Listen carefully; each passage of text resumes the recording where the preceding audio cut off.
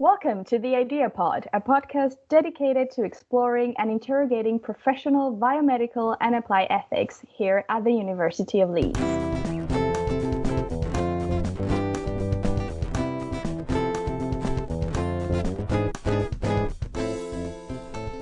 For any new listeners, I am Gabby, a postgraduate researcher at the Idea Center and your host today.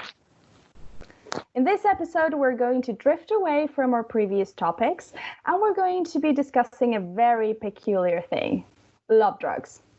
This discussion will be inspired by the book Love Drugs, The Chemical Future of Relationships by Brian Earp and Julian Savulescu. The reference can be found in our notes. For this episode, we have a new guest, and she's a fellow postgraduate researcher at the Center, Sophie Goddard. Welcome. Thank you, Gabby. So, Sophie, would you mind telling our audience more about your research and how this topic relates to it? Yeah, sure. So my research focuses on the philosophy of love, and in particular on sacrifices that we make in loving relationships. So that could be, for example, sacrificing our time or plans for a romantic partner, or it could be something more significant, such as sacrificing parts of our individual identity. And my interest in vulnerability comes in here because vulnerability plays an important role in loving relationships. So we usually find ourselves wanting to be vulnerable to our romantic partner, and we usually desire some vulnerability from them too. And making ourselves vulnerable in this way might involve a sacrifice in itself, so it can leave us in a position where we're susceptible to harm and emotional pain in a way that we weren't before entering the relationship. But that said, vulnerability is something which we value in loving relationships, and particularly in romantic relationships. So when I started reading about love drugs, in particular anti-love drugs or breakup drugs, I was struck by their potential to remove this susceptibility to harm and emotional pain, and started thinking about whether this could diminish our vulnerability in romantic relationships. So that might be considered a positive thing, but for me, as I'm sure we'll discuss, limiting this vulnerability may in fact be a negative for living relationships. I personally think that this is fascinating. The mere idea of a breakup drug, I think, is just, it has so many interesting ethical questions lurking around when we problematize about our emotions, or to be more specific, about limiting our own experience of pain or suffering, which is something that we see is a recurrent discussion in other topics for applied ethics, like euthanasia. So the right to die with dignity, to take that suffering and that pain away. But in this case, I think there are other elements to consider. We're talking about anti-lust, anti-attraction, or anti-attachment drugs. They're suppressing something, right? What can be, for some people, a fundamental part of our experience and our development as humans. This is how I see it. So I think it's important for us, before we go ahead and discuss this in finer detail, Sophie, could you tell us what exactly are these breakup drugs? Yeah, so breakup drugs would refer to chemical interventions which aim at what you might call a cure for love. So something which has the ability to make us fall out of love with someone, or at least to diminish our love for them. And as you mentioned, Earp and Savulescu in the Love Drugs book split those into three kinds, reflecting what they call the three biological building blocks of romantic love, which are lust, attraction, and attachment. So we already know of some drugs which can reduce our lust. So some antidepressants, some blood pressure pills, painkillers, tobacco, alcohol, all of those drugs have libido weakening effects, although in those cases they're usually undesired effects. And then some drugs are used with the aim of reducing lust. For example, some American sex offenders are offered androgen blockers as a form of chemical castration as a condition for their parole. And I think that the ethics of those interventions are really interesting, but it's anti-attachment drugs which I'm interested in. So anti-attachment drugs, the aim of those would be to sever the attachment which we sometimes still feel towards an ex-romantic partner after a breakup. And currently these types of drugs don't exist, so the discussions in the book are just speculative. So I'll give you one example of the speculations in the book. So they discuss an experiment conducted by scientists with prairie voles. And prairie voles are a type of rodent, which are actually quite cute. So they're usually socially monogamous. If you Google image them, you can find pictures of them. Oh, that is cute. Yeah, in their little pairs. And their monogamous behaviour is apparently linked to oxytocin,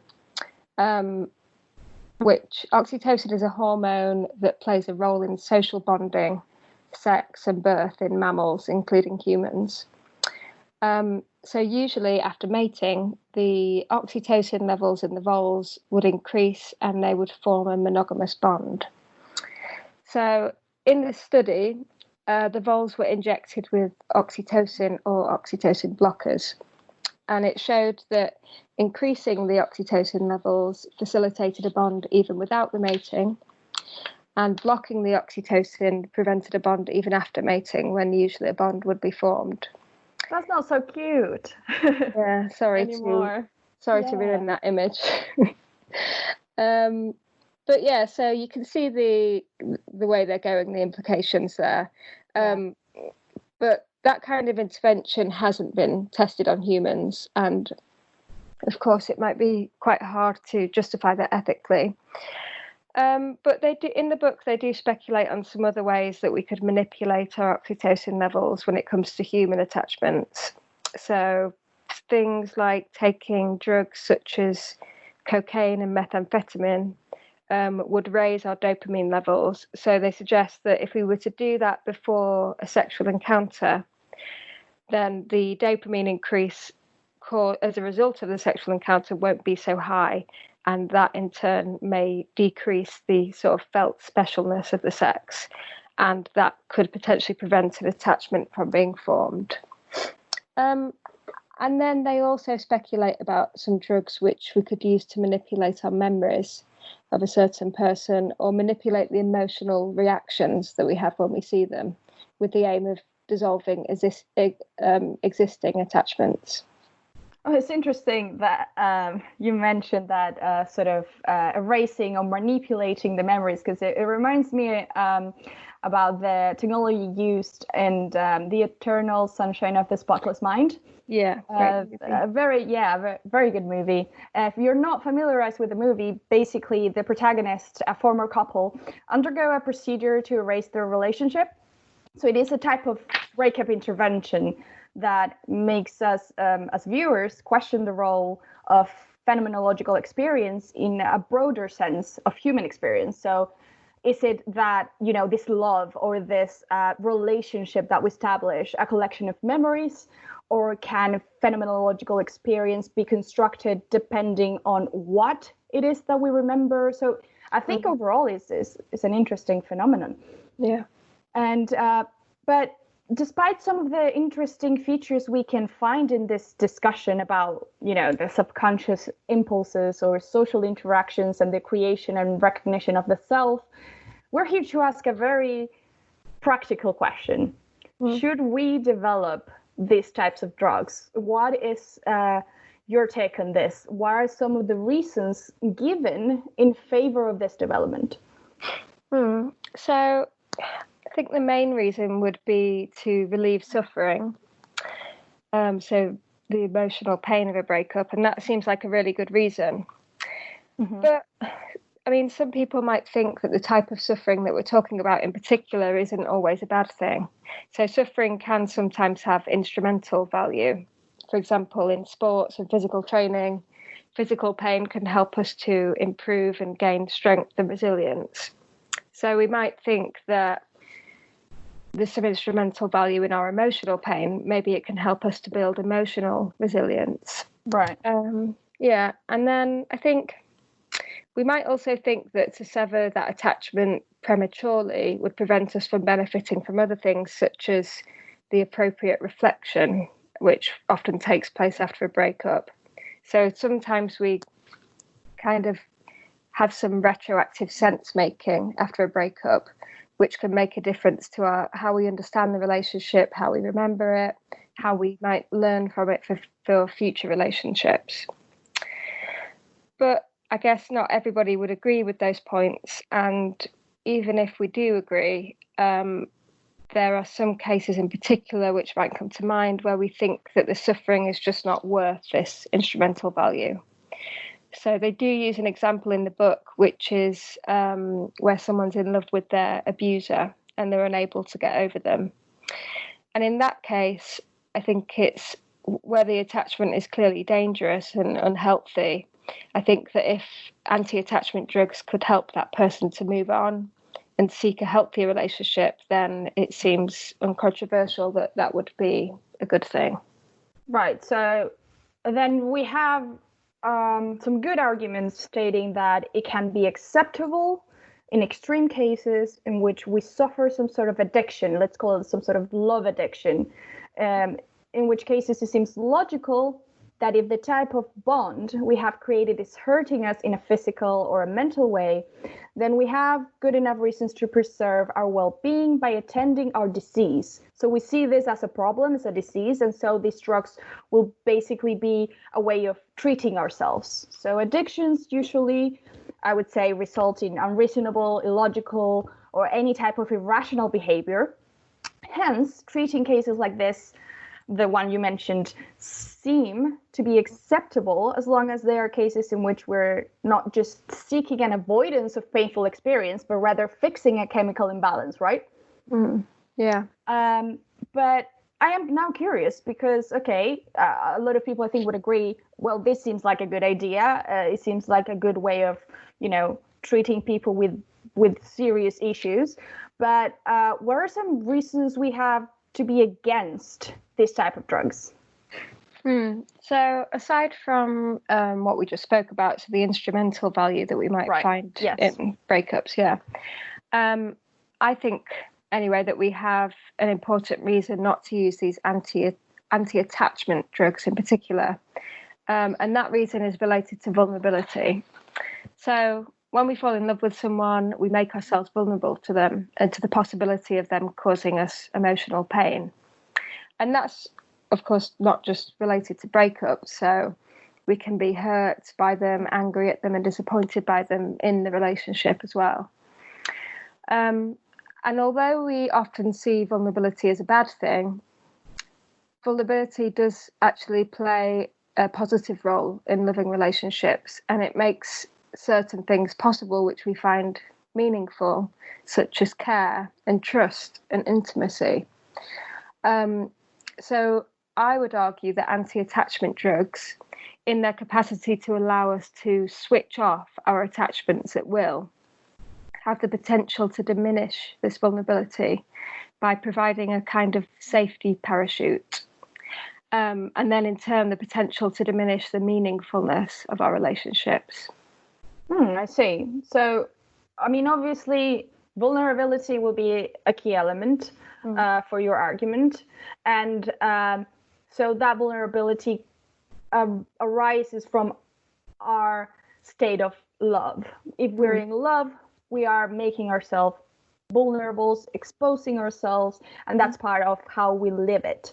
So this ability to become vulnerable at the chance of caring for someone else, I think can be tricky. Vulnerability seems like a tricky concept. So, I'm not an expert, of course, but it speaks to me in a way that can be related to exploitation.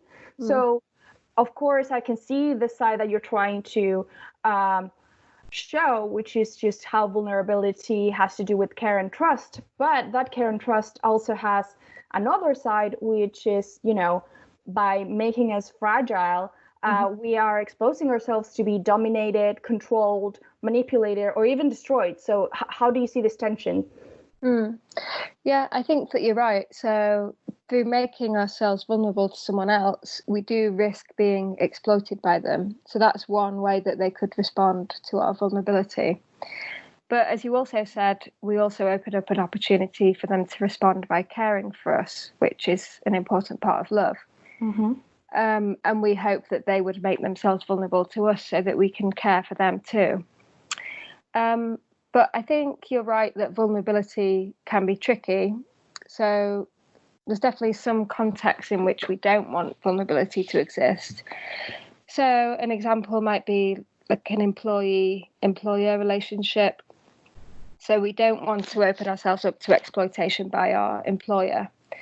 So in that kind of context, it would be desirable to remove or mitigate the vulnerability sort of altogether, maybe through laws which protect our rights as employees.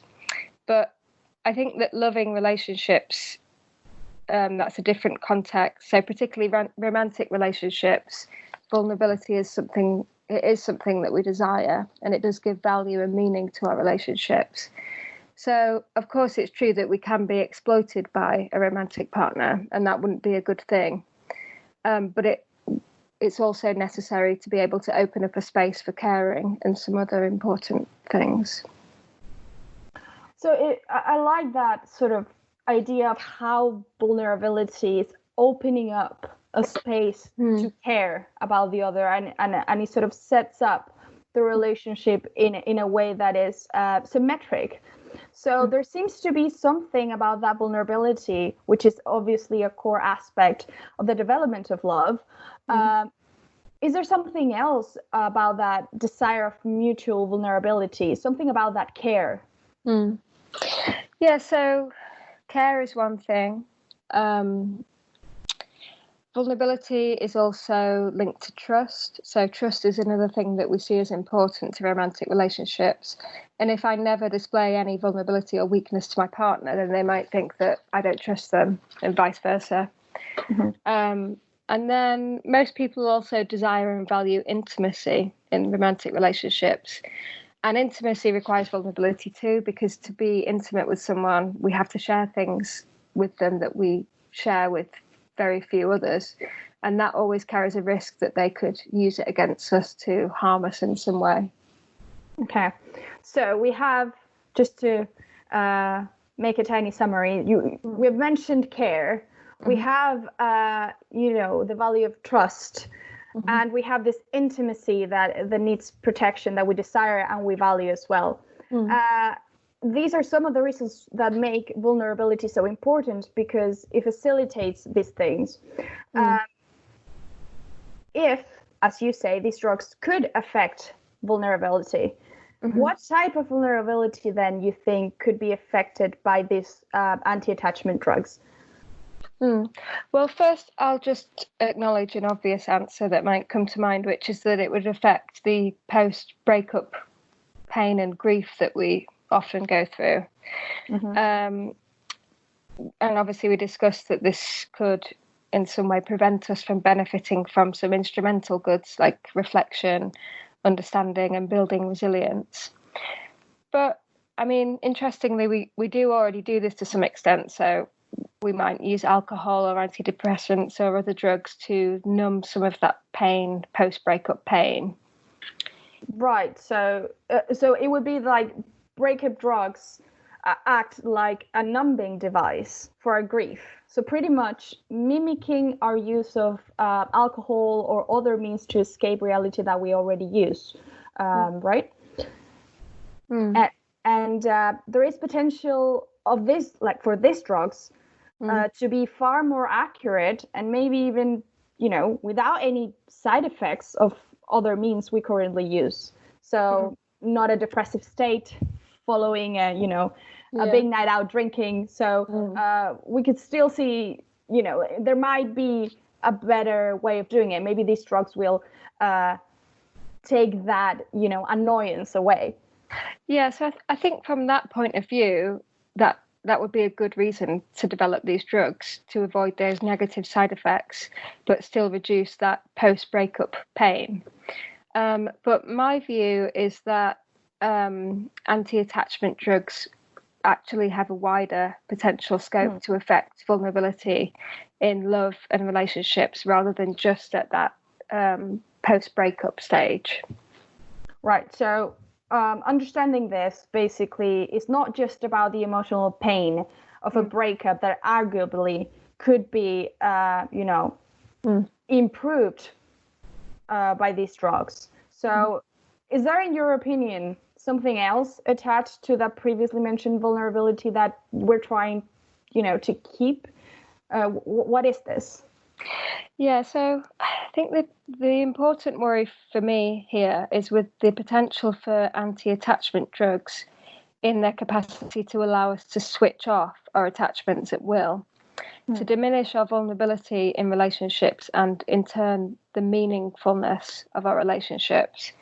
So, anti-attachment drugs, if we think about what attachments are, so Monique Wanderley gives a really good account of what she calls security-based attachment. So according to her account, we develop attachments to people, and we can develop attachments to things as well. And these attachments affect our sense of security. So we experience the particular person we're attached to as a felt need, and our well-being and our general sense of security suffer without them. So when we're without those people who we have attachments to, we might feel unbalanced, unsettled, or distressed. So, I mean, if you consider when people refer to their partner as their rock, I think is a good illustration of that. And these attachments also help to give meaning to our lives. They really matter to us, and they have the power to make a difference to our lives through influencing our actions and important decisions that we make, and also through improving our well-being and quality of life. And that, of course, makes us vulnerable. So our attachments, in their capacity to make a difference to us, have the power to change our lives for the better or for the worse. And obviously, currently, we can't just switch off these attachments at will.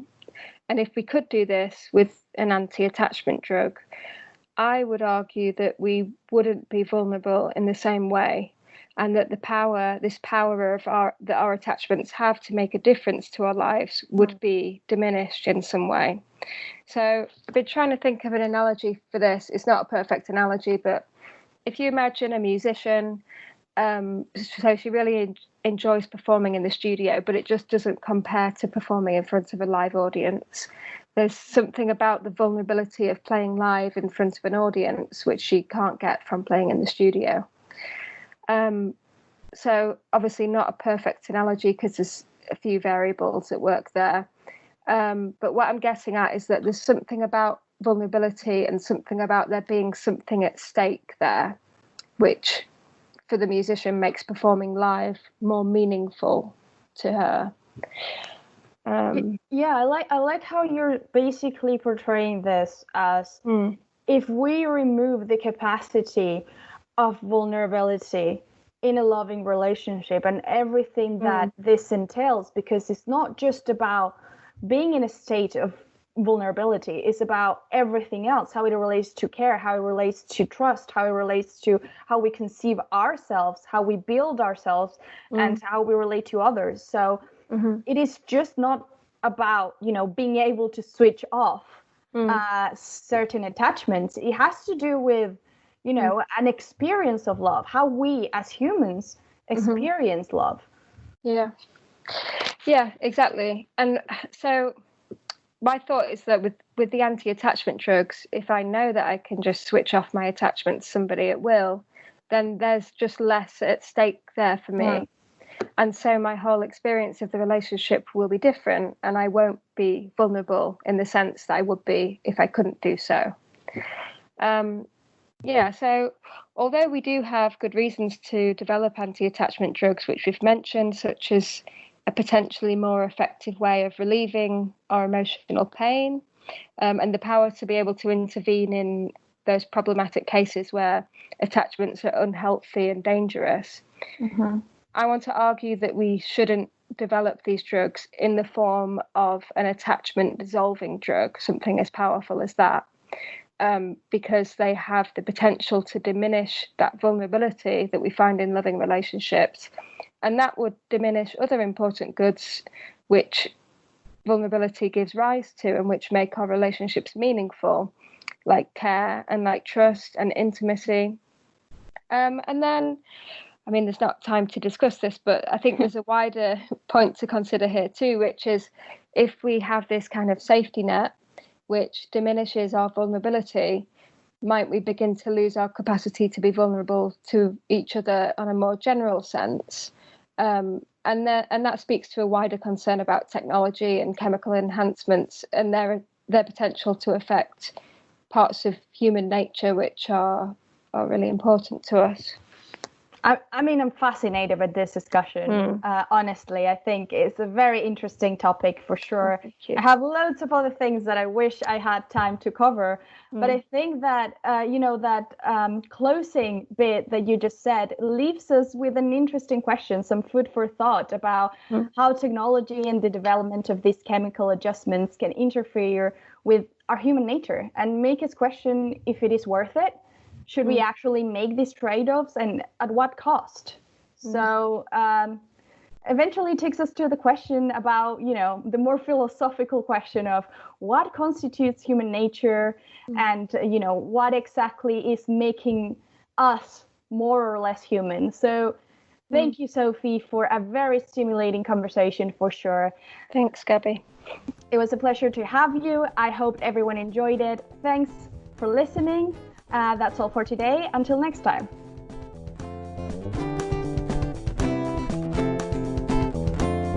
The Idea Pod is produced by the Interdisciplinary Ethics Applied Center at the University of Leeds. Find out more at ahc.leeds.ac.uk/ethics. Music composed and conducted by Josh Armitage.